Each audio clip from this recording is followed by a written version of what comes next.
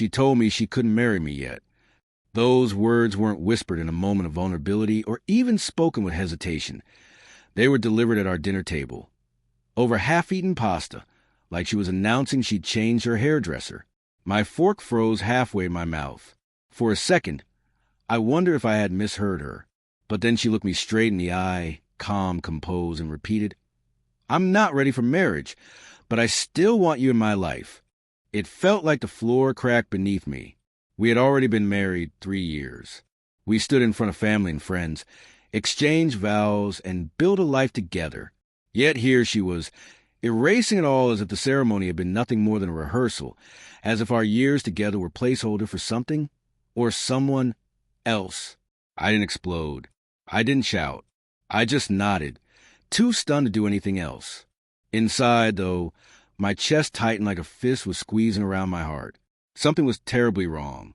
That night, when she slipped into bed beside me, I lay awake, staring at the ceiling. Her breathing was steady, but it didn't comfort me the way it once had. Instead, every inhale and exhale sounded like a stranger occupying my space. The first clue came days later. She left her phone on the counter, buzzing with a message notification.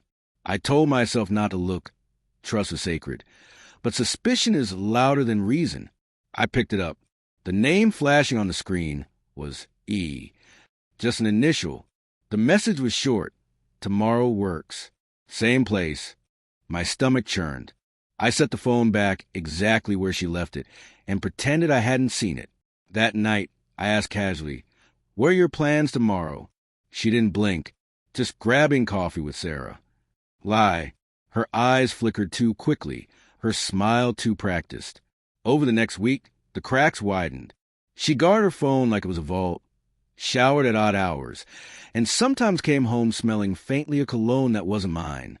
My mind spun in loops of denial and desperate rationalizations. Maybe I was imagining things. Maybe stress was making me paranoid. Maybe E was harmless.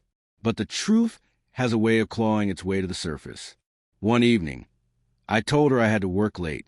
Instead, I parked 2 blocks from her favorite cafe and waited. Sure enough, she arrived. Hair brushed perfectly, a smile reserved for someone else.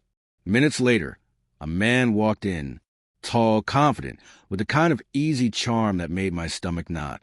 They hugged, not the polite kind. His hand lingered at her waist. I couldn't move, watching her laugh, lean across the table, touch his arm like it was second nature. Every detail etched itself into me like a scar. When she got home later that night, I was sitting on the couch, lights dimmed, beer untouched on the table. "How was coffee with Sarah?" I asked. Her keys slipped from her hand, clattering on the floor. For a fraction of a second, panic flashed across her face before she plastered on a smile. "It was good." The lie burned hotter than fire. I leaned forward. "I saw you." Her lips parted, words fumbling out, excuses, explanations, half-truths tumbling over each other like a dam bursting. She said she was confused, that she wasn't sure about us, that she still cared but wasn't ready to be tied down. She wanted me close but not committed. She wanted both the security of my love and the thrill of someone else's attention. And then she said it again, like the first night at dinner. "I can't marry you yet, but I don't want to lose you either." Something inside me hardened. For years, I had carried the weight of loyalty, trust, and love like sacred vows. And here she was, treating those vows like optional promises, bargaining chips she could pull back whenever her heart strayed. I stood. My chair scraped against the floor, loud enough to make her flinch. "You already married me," I said quietly. "You wore the ring. You said the vows. You had me. But the moment you chose him, you ended that marriage, not me." Her face crumpled. "Please, I didn't mean..." But I didn't let her finish. I walked to the bedroom, grabbed my suitcase from the closet, and began packing. She followed me, begging, pleading, swearing she could fix it. Her words blurred into noise.